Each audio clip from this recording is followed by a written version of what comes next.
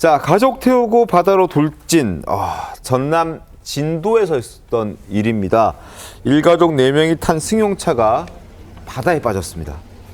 차 안에서는 시신 3구가 인양이 됐고 함께 빠진 걸로 추정되는 아버지는 사건 발생 하루 뒤에 긴급 체포가 됐습니다. 어떻게 된 겁니까, 안지영 기자님? 네, 일단 이 체포된 아버지는 지금 경찰 조사 과정에서 생활고 때문에 힘들었다라고 어느 정도 혐의를 인정한 상황입니다. 네. 이 상황을 시간 순서대로 다시 한번 정리해 드리면요. 6월 1일입니다. 오전 1시경 전남 진도군 진도항 앞바다에서 일가족이 탑승한 차량이 추락을 했습니다. 그리고 이곳에서 총 3구의 시신이 이양이 됐죠. 네. 근데 이 아버지 다음 날 이 광주의 시내에서 긴급 체포하게 된 겁니다. 아버지는 차에 안 탔던 건가요? 아버지도 처음에 타고 있었는데 경찰이 이 인양 과정에서 보니까요, 차문이 열려 있는 걸 확인을 한 거죠. 아하. 그 다음에 CCTV를 확인을 해봤더니 바닷속 차량에서 홀로 빠져나온 이 40대 후반의 가장 A 씨가 이 구조 요청을 따로 하지 않은 사실까지 확인을 했던 거죠. 여기에서 단순 추락 사고가 아닌 강력 범죄 가능성을 두고 수사에 나선 거였고, 피의자가 야간 조사 거부로 오늘 추가적으로 본격적인 수사가 진행이 돼야 되는데 현재까지 입장을 밝힌 건 힘든 상황 때문에 그랬다. 같이 바다에 뛰어 들어갔고 본인은 빠져나왔다고 진술했습니다. 뭐 얼마나 힘든지는 우리가 뭐 알고 싶지도 않지만, 근데 이런 일을 저질렀다는 부분은 대단히 비판받고 비난받아야 될 일입니다.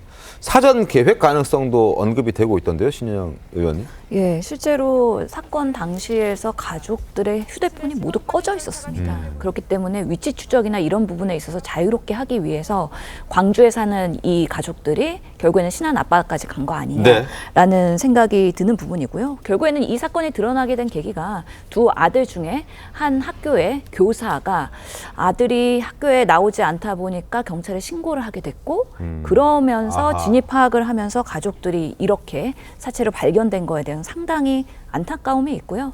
특히나 기초생활수급자는 아니긴 하지만은 아버지가 큰 거액의 빚을 지고 있었다. 이런 부분 때문에 경제적 이유로 인해서 가족들 사회하고 극단적인 선택까지도 계획했던 거 아닌가라고 추정해 볼 수 있는데 좀 더 수사가 필요할 것 같습니다. 알겠습니다. 그리고 또 놀라운 건 이 아버지라는 사람이 이 사람에게 승용차를 빌려줬다는 지인도 긴급 체포가 됐다고 합니다.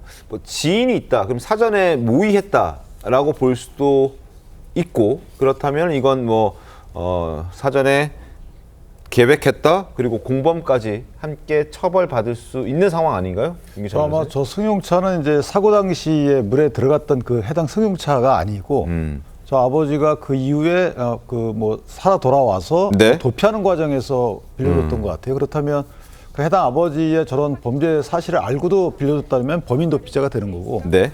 만약에 그렇지 못하면 일반적으로 그냥 지인에게 빌려준 것이 될 텐데 저렇게 기급 체포까지 했다는 것은 사실 어느 정도 정황상 알만한 상황이 나왔다는 거거든요. 네. 해당 아버지가 어떤 이유로 해서 현재 차를 빌려 타고 어디로 갈지에 대해서 어느 정도 교감 내지 서로 의사교환이 있었다는 정황이 있기 때문에 긴급 체포했을 것 같아서 아마 개인적으로 보면 말씀 주신 대로 범행 전반적인 범행에 대해서 알든가, 네. 아니면 그 범행 이후에 그 도피 과정에 대해서 알고 차를 빌려준 것이 아닌가 조심스럽게 이렇게 추측을 합니다. 알겠습니다.